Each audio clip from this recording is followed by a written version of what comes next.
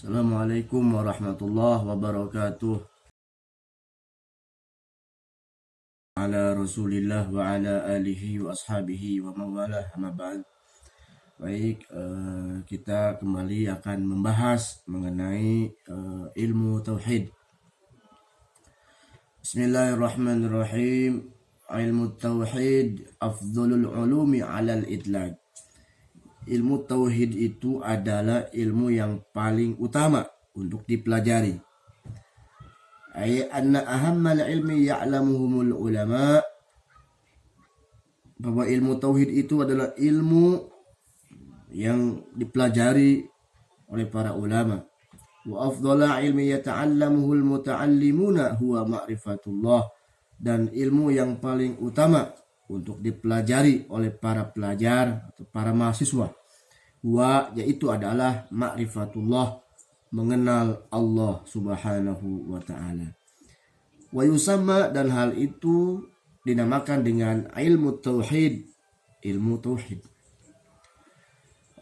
Wa yashmalu ilmu tauhid aidan ma'lumati ukhra ghair ma'rifatillah, bahwa ilmu tauhid bukan hanya membahas mengenai ilmu ketuhanan, tentang ketuhanan, melainkan juga membahas seperti kama'rifatil anbiya, mengetahui para nabi, dan bukan hanya sebatas ilahiyat, bukan sebatas hanya ketuhanan, akan tetapi tentang para nabi, tentang hari kiamat, kemudian tentang para malaikat. Itu diantaranya cakupan-cakupan ilmu tauhid. Faidah. Ilmu tauhid lahu asma'un ukhra. Ilmu tauhid juga memiliki nama-nama yang lain. Liyu'lam anna ilmu tauhid, bahwa ilmu tauhid itu juga memiliki sejumlah nama-nama yang lain. Yusama aidan ilmu kalam, juga ilmu tauhid dinamakan juga dengan ilmu kalam. Li anna ulama urifu bil kalam al mukhallafin al munharifin li iqamatil hujjaj. Sebab para ulama mereka mengetahui dengan bil kalam, dengan cara berdebat, ma'al mukhalafina, bersama orang-orang yang menyalahi atau orang-orang yang menyeleweng, al-munharifina, yang menyeleweng liqamatul hujjaj, untuk membangun sebuah dalil-dalil. Nah, maka disebutkanlah ilmu tauhid juga dinamakan dengan ilmu kalam. Juga wa yusamma aidan, ilmu tauhid juga dinamakan dengan ilmu aqidatul Islam, ilmu akidah Islamiyah. Ilmu usuluddin juga dinamakan dengan ilmu usuluddin. Nah, maka di beberapa fakultas itu ada namanya fakultas usuluddin. Nah, itu fakultas khusus namanya tentang teologi, tentang tauhid. Hadirin rahimakumullah. Baik, bahwa ilmu tauhid kali ini kita akan mempelajari mengenai sifat-sifat yang hak yang ada pada zat Allah subhanahu wa ta'ala. Ada 20 sifat yang wajib, yang hak yang ada pada Allah subhanahu wa ta'ala. Kalau begitu berarti kita membatasi sifat-sifat Allah. Bukan membatasi. Sifat Allah itu laisa mahdudan, tidak terbatas.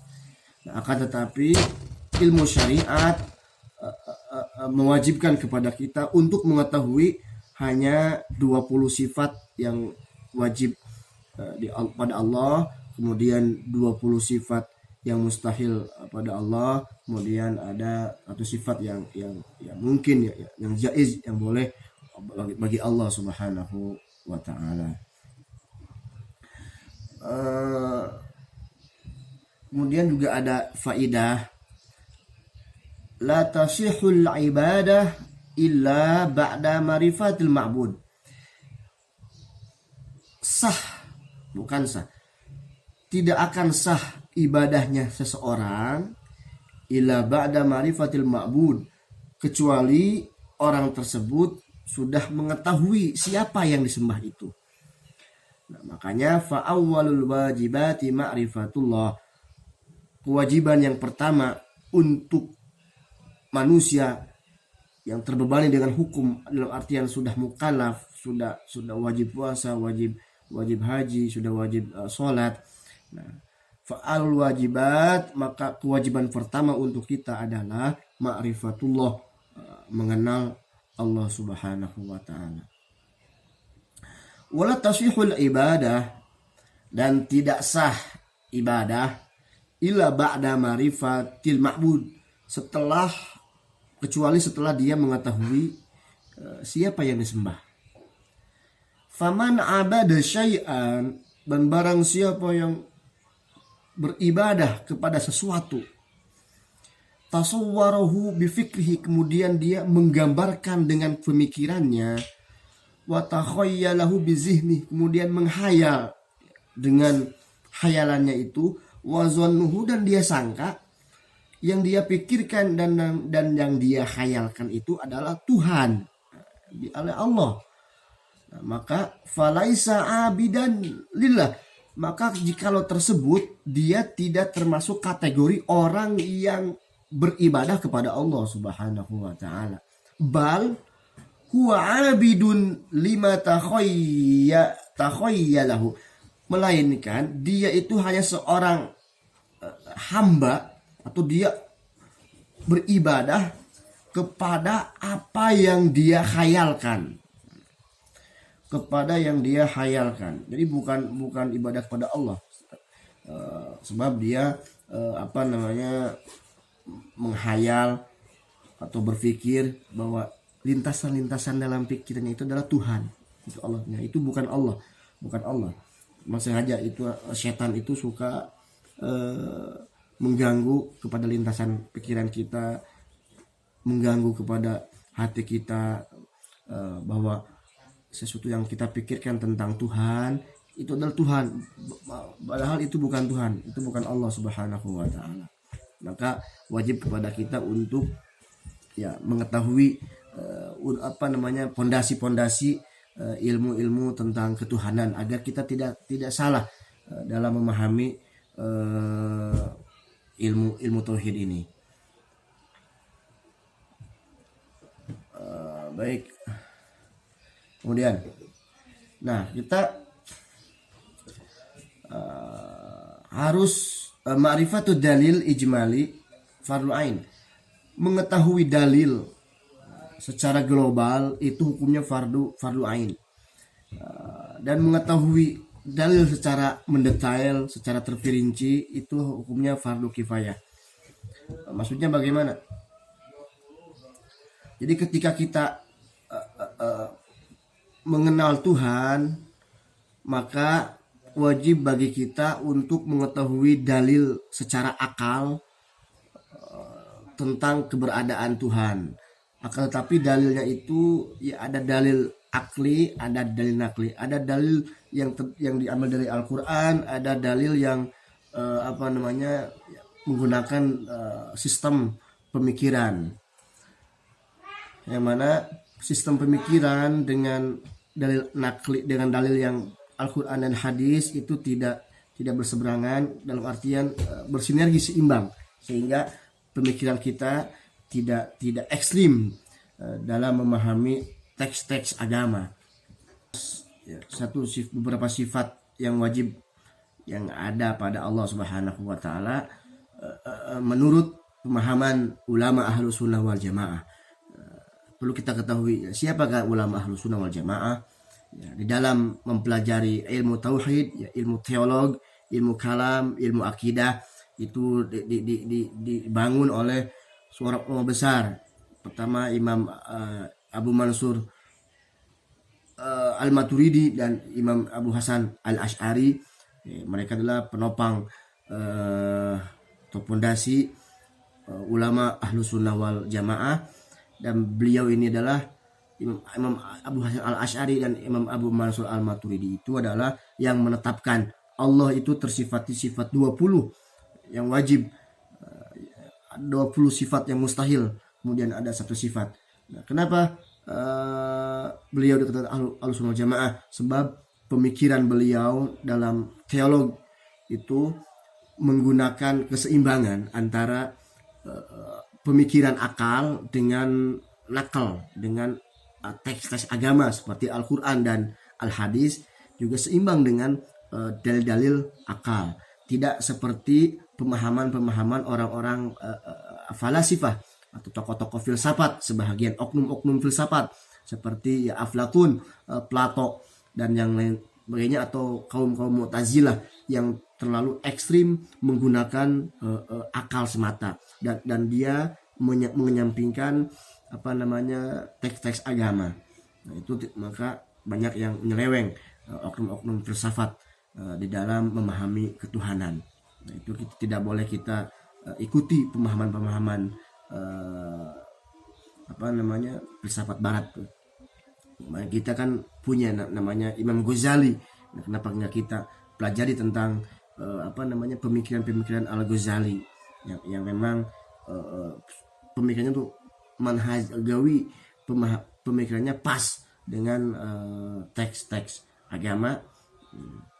Sebab takutnya kalau kita memahami dengan pemikiran yang lain, ya, takut tujuan kita itu tidak sama dengan apa yang dikehendaki oleh Allah Subhanahu wa taala. Pertama ada yang namanya sifatul wujud. Sifatul wujud. Sifat wujud itu apa? Sifatul wujud adalah Allah itu tersifati dengan sifat wujud, maksudnya Allah itu wajib ada. Allah itu ada. Ya. Maknanya bagaimana? Makna sifatul wujud, annallaha mawjudun, Allah itu ada. Laisa ma'duman, bukan tidak ada, Allah itu ada. Wa wujuduhu ta'ala, dan keberadaan Allah bila ibtida'in wala intihain, tidak diawali dengan sebuah permulaan dan tidak diakhiri dengan sebuah pengakhiran. Kasa ini sifati seperti sifat-sifatnya. Karena saya itu sebagaimana nanti akan kita jelaskan. Wa sifatul wujud wajibatun lillahi adlian. Sifat wujud itu wajib, sifat wujud maksudnya ada, wajib bagi Allah Subhanahu wa taala aklan, secara menurut akal. Kenapa? Idlau lam yakun mawjudan, jikalau Allah itu tidak ada, lama wujida hadal alam. Kalau Allah tidak ada, bagaimana mungkin alam ini ada? Sedangkan alam ini diadakan oleh yang ada. Siapa yang ada? Yang ada adalah Allah Subhanahu wa ta'ala. Kemudian walau lam takun wajibatun lahu aglan lakat jaizah. Jikalau Allah itu tidak wajib ada, maka Allah itu ya boleh ada. Jikalau boleh ada, Allah akan muhtaj ila man awjadah, akan butuh kepada yang mengadakan. Jikalau Allah butuh kepada yang mengadakan, siapa? Bagaimana wujidah hadal alam? Bagaimana alam ini bisa ada? Jadi Allah itu ada sebelum sesuatu itu ada. Adanya Allah itu tidak diawali dengan permulaan. Kalau kita kan ada permulaannya, sebelumnya kita tiada. Tiadanya kita itu ditiadakan oleh Allah. Kemudian proses tiada menuju ada juga diadakan oleh Allah Subhanahu wa ta'ala. Adanya Allah itu beda dengan adanya makhluk.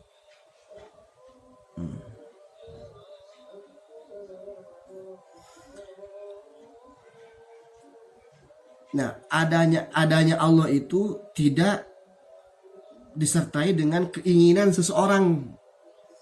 Atau misalkan Allah ada diadakan oleh Allah satu diadakan oleh Allah dua diadakan oleh Allah tiga. Tidak seperti itu. Tidak seperti itu. Allah itu ada tidak disertai dengan keinginan seseorang yang lain atau apalagi makhluk. Tidak. Allah ya, sebab segala sesuatu itu di bawah sistem aturan Allah. Mana mungkin Allah diatur oleh yang lain? Tidak. Allah bimasyiatih. Semuanya berada di bawah sistem Allah Subhanahu wa taala.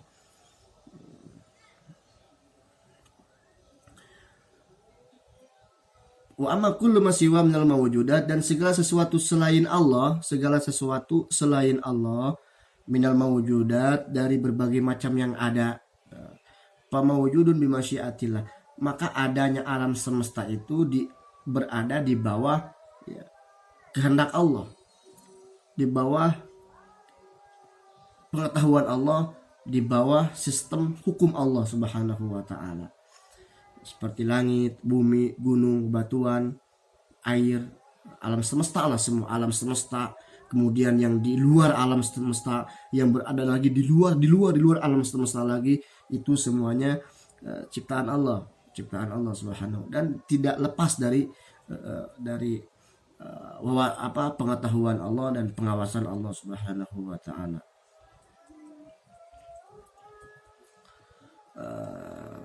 Kemudian sifat selanjutnya adalah sifatul baqa. Sifatul baqa, ada wujud, ada baqa. Baqa itu makna sifatul baqa, Allah itu kekal. Allah itu kekal. Anallahu abadiyun, Allah itu abadi. La nihayah lil wujudih, tidak ada ujung di dalam keberadaan Allah. Tidak ada finish di dalam keberadaan Allah. Tidak ada ujung di dalam keberadaan Allah. Nah, ini sifat kekal bagi Allah itu, atau sifat baqo, itu sifat yang wajib bagi Allah Subhanahu wa taala. Idlau lam yakun baqiyan, jikalau Allah tidak kekal, lakana muhtajan, atau kalau Allah tidak kekal, maka Allah butuh kepada seseorang yang mengekalkan. Jikalau Allah butuh kepada yang mengekalkan, lakana ajijan, Allah berarti lemah. Jikalau Allah lemah, walama wujidah hadal alam, bagaimana mungkin alam ini bisa ada? Ya. Jadi begini, wa kullu siwallah makhluk. Segala sesuatu selain Allah, ya, selain Allah itu ya semuanya lah, warna, angin, cahaya, bebatuan, langit, bumi, itu kan, atom sampai zat-zat yang terkecil, semuanya yang bersifat selain Allah itu baru. Baru. Nah, setiap yang baru, hadis, setiap yang baru itu pasti ada yang membarukan. Setiap yang baru pasti ada yang membarukan. Nah, siapakah yang membarukan itu? Nah, yang membarukan itu tak lain adalah Allah Subhanahu wa taala. Segala sesuatu itu ada penciptanya, ada penciptanya. Nah, siapa yang menciptakan semua itu? Ya, tak lain adalah Allah Subhanahu wa taala. Ya, jikalau kita melihat secara lahiriah, adanya misalkan ada mobil, ketika kita melihat mobil, pasti kita berpikir, wah, ini pasti ada yang menciptakan mobil, pasti ada pabrik mobil. Ada handphone, pasti ada pabrik handphone, ada yang menciptakan handphone. Nah, semua itu adalah baik di alam semesta, termasuk diri kita, termasuk laptop, handphone, semuanya lah itu sifatnya hadis, sifatnya baru. Dan setiap yang baru itu pasti ada yang membarukan. Siapakah yang membarukan itu? Adalah Allah Subhanahu wa taala. Wa'lam anna baqa Allah laisa ka baqa'il ghairi. Kekalnya Allah tidak sama dengan kekalnya makhluk. Seperti kal jannati, seperti surga, wan nari, neraka. Fa baqa'ul jannah wan nari innama huwa bimasyiatillah. Kekalnya neraka dan kekalnya surga itu di bawah sistem kehendak Allah Subhanahu wa taala, di bawah sistem kekuasaan Allah, di bawah sistem pengetahuan Allah Subhanahu wa taala. Falau lam yasha'illah lahumul baqa lama bagi wala jata. Maka jikalau bukan di bawah sistem kehendak Allah, maka surga dan neraka itu tidak akan kekal. itu kan tidak akan, karena semuanya di bawah kekuasaan Allah Subhanahu wa taala. Kemudian apalagi namanya juga Allah tersifati dengan sifat kidam.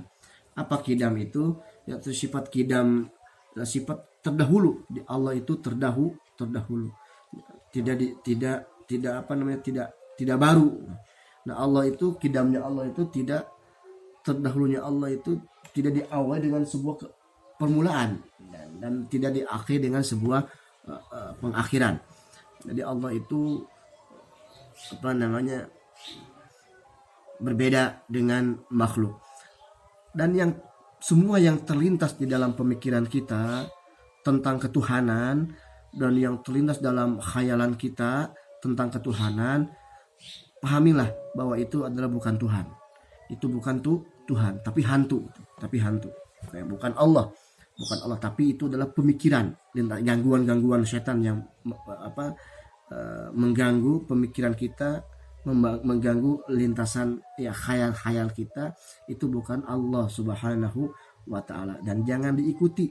Ya, Allah itu bukan ruh, Allah itu bukan jasad, Allah itu bukan warna, Allah itu bukan cahaya, atau Allah itu bukan, atau pendek atau tinggi, kurus apa lebar, bukan. Allah tidak seperti itu. Atau Allah itu apa namanya, jaraknya jauh atau tidak, Allah itu warnanya apa, atau seperti angin atau seperti apa, bukan. Allah itu terbersihkan dari sifat-sifat tersebut, bukan. Allah mawjudun, dan Allah itu ada, dan adanya Allah itu tidak sama dengan semua makhluknya. Jadi dalam mempelajari ilmu tauhid jangan sampai kita ya salah dalam pemikiran. Kenapa? Dikhawatirkan nanti akan ada ya kan Allah begini, Allah itu mukhalafatul hawadis. Allah itu berbeda dengan seluruh makhluknya, berbeda dengan seluruh makhluknya. Kemudian pendengaran Allah beda dengan pendengaran makhluk. Ya, penglihatan Allah beda dengan penglihatan makhluk. Kalau kita mendengar dengan telinga kita berbicara dengan ya, lisan kita melihat dengan mata kita. Nah, Allah itu berbeda dengan makhluknya. Berbeda dengan makhluknya. Seperti begini, bahwa kalamullah, kita mengetahui tentang kalamullah Al-Quran, ya Al-Quran. Kalamullah Al-Quran. Kalamullah itu, Al-Quran itu berupa begini, ayat-ayat Allah, ya, ayat-ayat Tuhan, bukan ayat-ayat cinta. Ya, ayat-ayat Allah itu ada yang berupa teks, ada yang berupa verbal, ada yang berupa non verbal. Ada teks, ada non teks. Yang berupa teks ya Al-Quran. Ya, yang berupa non teks ya seperti ya kita lah, kita manusia, laki-laki perempuan, kemudian namanya gunung dan semuanya itu semuanya ya merupakan ayat-ayat Allah juga. Ayat itu kan tanda, ya. Tanda-tanda kebesaran Allah. Nah, Al-Quran itu kenapa kok berupa verbal, berupa teks, kok berbentuk, sedangkan hakikatnya kalamullah itu, ya, kalam Allah itu bukan bila saut wala haraf, bukan berupa suara dan bukan berupa huruf. Kalau kita kan berbicara itu berasal dari potongan-potongan huruf-huruf abjad, A, Ba, C, D. Nah, dan ketika kita berbicara itu kan keluar dari desis-desis nafas kita, dari lidah dan tenggorokan kita. Nah, Allah itu tidak seperti itu. Allah tidak seperti itu. Mukhalafal hawadis. Tidak, ya, berbeda dengan makhluknya. Nah, berbicaranya Allah itu berbeda dengan berbicara seorang makhluk. Jadi Allah terbersihkan. Allah berbicara dengan lisannya, tidak seperti itu. Kalau begitu berarti mentajasudkan, menjasadkan Tuhan. Nah, kalau menjasadkan Tuhan atau menjisimkan Tuhan, Allah itu berbentuk, maka itu tidak boleh, itu tidak boleh. Ada bahasa-bahasa ya majaz, seperti ada istilah yadullah fawqa aydihim, tangan Allah di atas tangan mereka. yang tidak bisa kita artikan tangannya Allah itu seperti dengan tangan kita. Atau tangan kita kan tersusun dari ada jari gitu kan, tersusun dari bagian-bagian yang lain. Nah kalau Allah itu tidak sama, jadi tidak diartikan tangan seperti fisik begini, tapi tangannya diartikan dengan kekuasaan Allah di atas kekuasaan mereka. Ya seperti beginilah sekarang Indonesia berada di tangan Presiden Jokowi. Maksudnya kan bukan di tangan Jokowi, tapi kan maksudnya itu berada di bawah kekuasaan Presiden Jokowi. Itu bahasa-bahasa majas. Makanya di dalam memahami Al-Quran itu tidak boleh sembarangan, harus dengan keilmuan yang jelas agar tidak salah dalam memahami teks-teks agama baik dari Al-Quran maupun Al-Hadis. Begitupun apalagi kaitannya dengan ilmu teolog, dengan ilmu akidah, dengan ilmu keimanan dan ilmu keyakinan yang bersumber dari Al-Quran dan Hadis. Itu tidak boleh memahami secara pemahaman-pemahaman yang bebas. Harus ada panduan-panduan dalam kurikulumnya dalam memahami ilmu-ilmu ilahiyat, ilmu ketuhanan, ilmu nabawiyat, ilmu tentang kenabian, tentang malaikat dan hari akhir, ilmu gaib dan lain sebagainya. Itu harus di bawah bimbingan para ulama yang mu'tabar. Di antaranya adalah ulama-ulama yang berakidah ahlus sunnah wal jamaah, yang memformulasikan pemikirannya tidak ekstrim kanan, tidak ekstrim kiri, dalam artian moderat. Moderat itu tawasud, moderat dalam jalan tengah, tidak terlalu mengandalkan teks dan juga tidak terlalu mengandalkan rasionalitas. Di antara rasionalitas dengan teks agama itu seimbang, seirama, sehingga bisa dikonsumsi oleh masyarakat awam. Jadi inti pelajaran tauhid itu adalah bahwa segala sesuatu itu proses perkenalan Allah. Jadi Allah itu sengaja ada alam semesta. Sebab ini kita itu mengenal Tuhan itu dari orang lain. Kalau tidak ada orang lain, kita tidak akan kenal Tuhan. Kita kenal Tuhan dari Ustadz, Allah itu siapa sih? Allah itu ya Tuhan. Kalau kita berpikir seperti itu, ya belum sah iman kita. Tauhid itu, kenal Tuhan itu harus dengan diri sendiri, nggak cukup dengan lewat kabar orang lain. Allah itu begini ya, tidak. Tapi panduannya ya harus dari para ulama-ulama yang mempunyai kapasitas ilmu yang mu'tabar, itu yang dianggap. Begini. Sebenarnya kan ada Islaman arafa nafsahu faqad arafa rabbah. Barang siapa yang mengenal dirinya, maka dia akan mengenal Tuhannya. Allah menciptakan kita, menzahirkan kita, ada tubuh kita. Kalau kita mau berpikir, jangan jauh-jauh lah. Semua anggota tubuh kita itu, baik organ dalam dan tubuh luar, itu bisa menghantarkan kita, memandu kita, membimbing kita untuk mengenal kepada Allah Subhanahu wa taala. Bayanud dalil ijmali ala wujudillah. Ini penjelasan mengenai dalil secara global mengenai tentang keberadaan Allah, Anna kullal mu'minin, bahwa seluruh orang-orang mukmin, hatta juhaluhum, sampai orang-orang yang bodoh sekalipun, ya'rifuna dalil ijmali, mereka mengetahui atas dalil-dalil ijmali atau dalil secara global, secara umum. Wa illam yuhsin kasirun minhum ta'bir anhu bilisani, walaupun orang-orang awam mereka tidak bisa membaguskan dalil-dalil mereka melalui lisan-lisan mereka. Apa dalil-dalil ijmalinya, dalil globalnya apa tentang keberadaan Tuhan itu? Begini. Walidzalik tara kullu minal 'am wal 'alim minal muslimin. memandang setiap orang-orang awam ya, seperti kita, wal alim dan orang-orang yang paham, minal muslimin dari kalangan orang-orang muslimin, idza ra'a syai'an min ajaibil makhluqat, ketika melihat menyaksikan makhluk-makhluk, bukan makhluk, idza ra'a syai'an, ketika melihat sesuatu min ajaibil makhluqat, dari keajaiban-keajaiban makhluk, yaqulu, maka mereka berkata subhanallah. Nah, ketika melihat sesuatu yang mengherankan, melihat gunung, kita mengucapkan subhanallah. Padahal subhanallah itu adalah kalimat unazihullah. Artinya itu subhanallah, mensucikan Allah dari perkara-perkara yang tidak layak yang ada pada Allah Subhanahu wa taala. Ketika melihat sesuatu yang mengherankan, sontak mengucapkan subhanallah.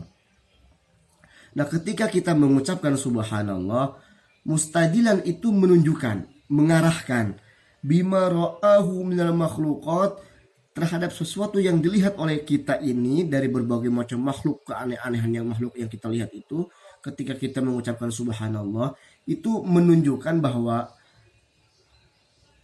ala wujudillahi khaliqiha ala azamati wa ala tanzihah, menunjukkan akan adanya keberadaan Allah. Ketika kita melihat alam semesta, mengucapkan subhanallah, berarti kita itu adalah ciri kita memahami bahwa ini ada penciptanya, ada yang mengadakannya. Siapa yang mengadakannya? Yaitu Allah Subhanahu wa taala. Atau dalil-dalil yang lainnya diantaranya adalah dalil akal ya ini.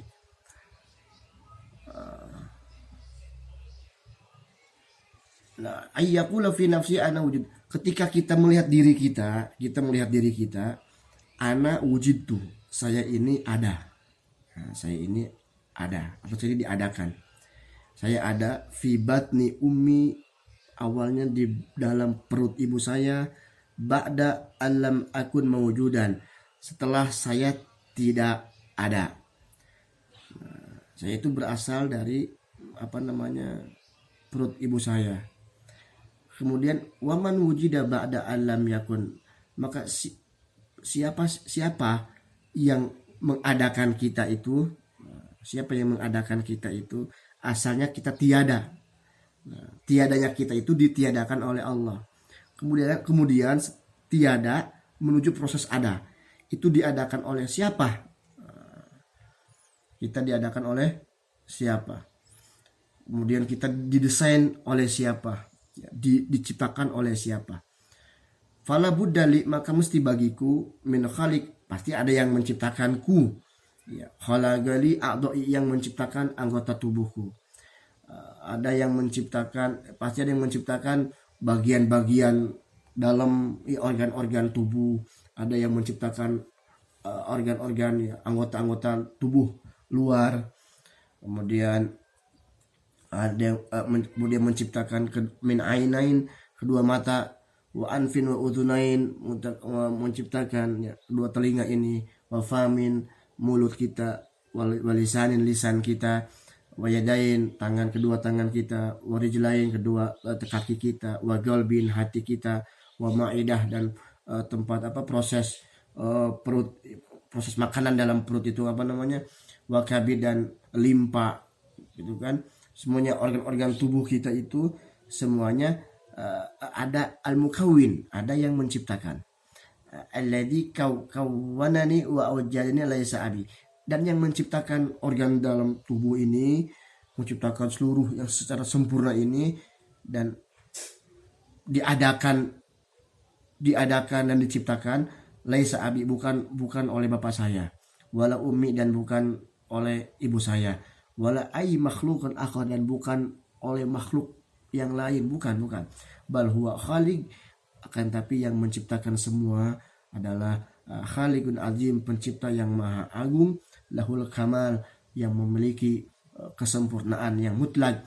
Khalaqa kullama fi hadzal kaun, dialah yang telah menciptakan seluruh alam semesta, wala syarikalah, dan tidak ada yang dapat menandingi, menyamai dirinya, wala mathalahu, dan tidak ada yang dapat menyerupai, wa huwa munazzahun an kulli naqsin, dan dialah munazzahun yang terbebaskan dari sifat-sifat kekurangan, wa yusama bil arabiyah, dan dinamai dengan bil arabiyah, dengan bahasa Arab adalah Allah subhanahu wa ta'ala.